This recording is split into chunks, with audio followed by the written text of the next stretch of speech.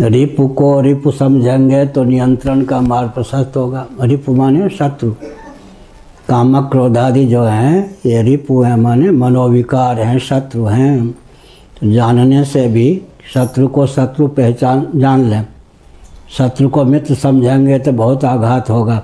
शत्रु को शत्रु जाने तो तुलसीदास जी ने लिखा, जाने ते कछु छीजे। शत्रु को शत्रु समझने पर ही छिज जाता है, माने वो घटने लगता है। और विपरीत सम दमादि सबका अक्लिष्ट प्रयोग करें। योग दर्शन के अनुसार मैं बोल रहा हूँ। प्रमाण, विपर्य, विकल्प, निद्रा, स्मृति, चित्तवृत्ति के 5 भेद हैं। योग दर्शन में कहा गया 5 भेदों का क्लिष्ट और अक्लिष्ट उपयोग भी हो सकता है। जैसे मैं बोल रहा हूँ अविद्या, अस्मिता, राग, पहले 3 को ले लें। अविद्या, अस्मिता, राग। प्रीति विशिष्ट अविद्या का नाम हो जाता है वात्सल्य रस। अविद्या का उपयोग हो गया ना सगुण साकार भगवान के लिए। छी छी छी, ये सुअर कहीं का है, सुकर लाला को कहती हैं यशोदा। लाला बहुत प्रसन्न होते हैं कि मुझे पहचान लिया कि मैं भरा रहा हूँ। यहाँ काजल लगाती है, कोई नज़र न लग जाए, टोना न लग जाए। ये प्रीति विशिष्ट अविद्या का नाम हो गया वात्सल्य रस। अस्मिता, मधुरी पुरमिति भावन शीला, जयदेव जी ने लिखा। कृष्णो हम भागवत में लिखा। अस्मिता का क्लिष्ट उपयोग हो गया। राग भगवान में हो जाए तो उसी का नाम भक्ति है। अगर तीनों ना हो सके तो दुश्मनी पालने कंसाधी के समान द्वेष भी तारक हो जाता है। वैर भाव सुमिर ही मोहि निश्चर न तथा भक्ति योगे न, नारद जी ने भागवत के 7वें स्कंद में कहा। अविद्या, अस्मिता, राग, द्वेष, अभिनिवेश।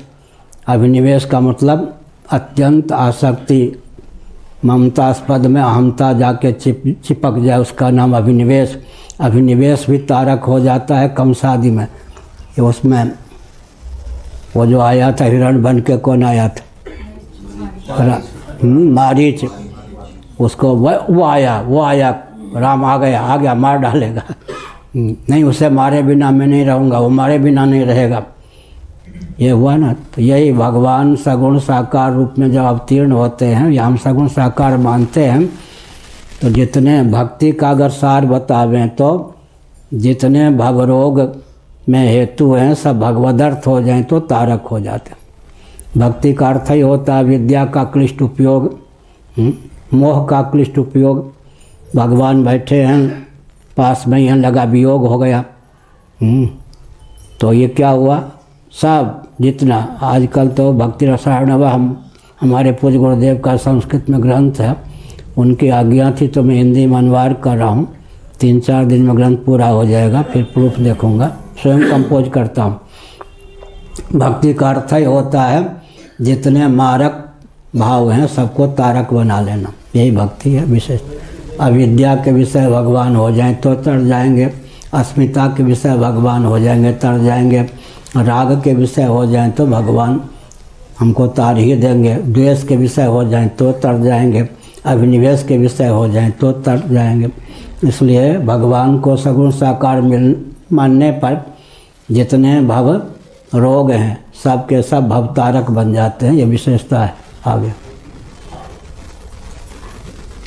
और कोई प्रश्न धर्म